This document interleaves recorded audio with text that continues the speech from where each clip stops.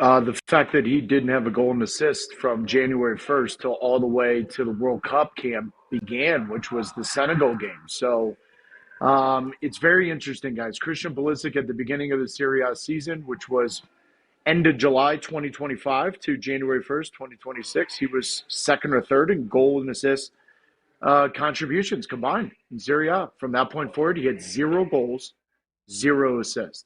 And so he was coming in bad form versus Folarin Balogun, who was coming in great form. And so that's why I reiterated that if anyone was a little surprised, they weren't paying attention to Christian Pulisic heading into the World Cup. Now, I thought the Senegal game, which he had a goal and an assist, if not 2 assists, if I'm not mistaken, he was really good on that day. And then he was solid against Germany. So I thought he had turned the corner. Obviously, the first 45 minutes against Paraguay, he was really good, but then the calf injury re-aggravated, and then we all know what happens after that. So I just, people can't be so surprised that Christian Pulisic didn't have a great World Cup when for the 6 months leading into it, he didn't have a single goal or an assist for AC Milan. We've heard Tim Howard, Landon Donovan, Carly Lloyd, legends in U.S. soccer, come out and publicly criticize Christian Pulisic. They're not the only ones, but they are three big names that have. Mm-hmm. With the news of the bone bruise and microfracture in his tibia and fibula in his right leg, do you feel like the general public owes Christian Pulisic an apology? That's an interesting one. I don't think I've ever, I rarely, let me say it that way. I've been doing this for almost 16 years.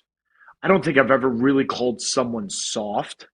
So that's always difficult for me to articulate someone that's always injured or, I don't think any player he or she ever wants to be injured that often. I thought he had an injury.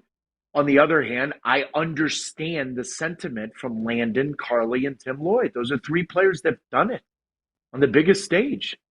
And so I understand, like, it's difficult, man. Like that is your do or die situation, and you're being subbed off when you need a goal. But then it comes out that he has an injury and all of that. Listen, Carly Lloyd never called him soft and never called the injury soft. She called him out for missing the Gold Cup to be prepared for the World Cup. And then obviously the preparation for the World Cup wasn't sufficient enough. And so, listen, he's in the bullseye right now. He's got a target on his back, and that's part of being the superstar. But Christian Pulisic and his group around him, I don't think they've done him a ton of justice with how the messaging of the Gold Cup and missing the Gold Cup last summer was handled. I don't think it was great for Christian, just on certain things that his group has handled with him. And so it's put more of an emphasis on him. Listen, he's had injuries in his career. Make no mistake about it. But this one's a real injury. So I'm not going to sit here and tell you he was soft. I'm going to sit here and tell you he didn't have a good World Cup.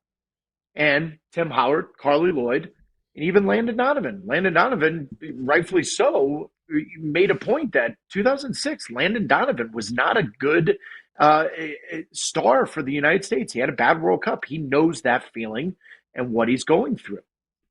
But Landon Donovan, Tim Howard also took sabbaticals from the national team. And so the general public will also go, okay, wait, hold on a minute.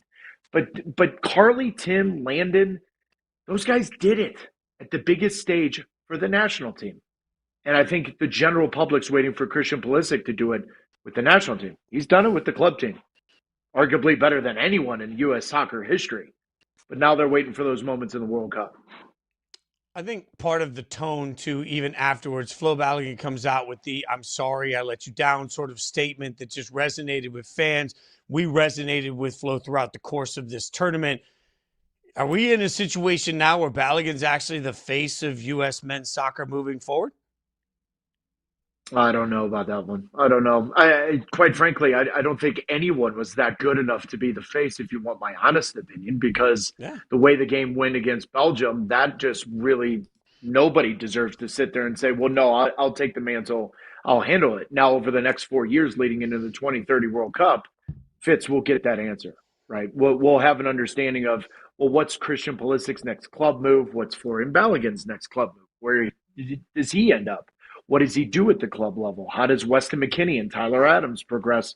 And Malik Tillman's another one. He scored a wonderful free kick against Bosnia, and then he got a little lucky with Belgium, but he scored another one. So I think we'll get that answer over the next 2.5 to 3 years. Looking at some guys who are still playing in the World Cup, France takes down Morocco yesterday in a quarterfinal matchup 2-0. Mbappe got hurt. He came out and said, "I am good." What's your concern level for Mbappe's health and availability? He'll be good. I'll be shocked if he's not playing in that. So, listen, they're good. They're real good. Now, this is going to maybe ruffle some feathers and raise some eyebrows. If he's at all injured, I think they can win the semifinal without him. I mean, they're that good. They're absolutely that good. Now, this is a World Cup semifinal. This will be the third straight World Cup semifinal, potentially third straight World Cup final for Kylian Mbappé and France. So I expect him to play, but France is so good that if they end up playing Spain, which I expect them to, as Spain-Belgium will play today in LA, I'll be shocked if Mbappe's not on the field. But if there's any concern, Didier Deschamps knows they can do it without him. And I know that sounds crazy, but it's really not when you really look at this French team and look at the diversity of attackers they have, the depth of the attackers they have. They're as good as it gets. So, look, I'm a casual. You know that, Twellman. I haven't hidden that. I'm sitting there watching. It's 0-0 yesterday. And I jokingly said out loud, I'm like, Mbappe's going to score. And then like 2 seconds later, he presses the turbo button. In my mind, he's got a turbo button. Just outraces everybody, bam, scores, and makes it look easy. I don't have the context you have. Put this World Cup performance by Kylian Mbappé as a whole into perspective. How good has it been? It's better than his previous two. And those two, they won a World Cup in 18, and they went to the final in 22, and he had one of the best finals ever, and he lost. That finish yesterday is as good as it gets. And it has nothing to do, and I want the general public to know, athleticism. Is he athletic? Absolutely. He may be the best athlete on that field. But the technique that he has, the craft, the understanding to pull a defender, to freeze a defender, and then bend it around him inside the post, it's a world-class finish in a moment that he needed to be, because he missed and took a terrible penalty in the first half. And they easily should have been up 2-0 going into halftime. They needed that moment. They got it. Dembele then adds to it, who, by the way, has 5 goals to his name himself. So this team's a joke. But Mbappe right now is having the tournament of his life. And all of us are sitting there going, well, I thought he did that 3.5 years ago. This one's been better. Okay, let's look at that then, the goal tracker. If the World Cup ended today, which we know it doesn't, but if it did, who would get your golden boot? Well, the golden ball would be best player. Golden boot will be Mbappe, if I'm not mistaken, because I think Carolina's got an assist. And that's why on the graphic, he's listed higher than Messi when they both have 8 goals, right? Now, the golden ball is a very interesting question. Very interesting question, because that goes to the best player of the tournament.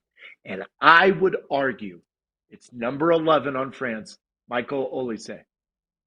And I know that sounds sacrilegious with that graphic on the screen right now with Mbappe and Messi and Holland and Kane and Dembele. Olise, my God, he may be but he is in the conversation for the best player in the world right now. And he's as good as it gets.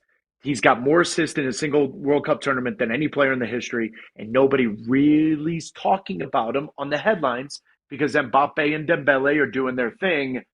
I think the golden ball, I know that sounds crazy, and I know he wouldn't get it because obviously if Messi's in the final, you know exactly how this goes.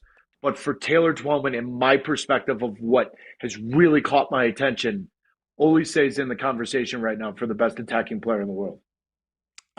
Julian Edelman caught our attention when he made this comp. He's all in, right? And so his comp on Erling Holland, he said he reminds him of the European Gen Z Gronk. Are we buying Holland European Gen Z Gronk? There's a social media component to him that I don't think Julian's off on this. I think the way he captivates the audience, he captivates the general public. I'm out here at the American Century Championship here in Lake Tahoe. There's a lot of questions coming to me about Erling Holland and what does he do and why is he like this?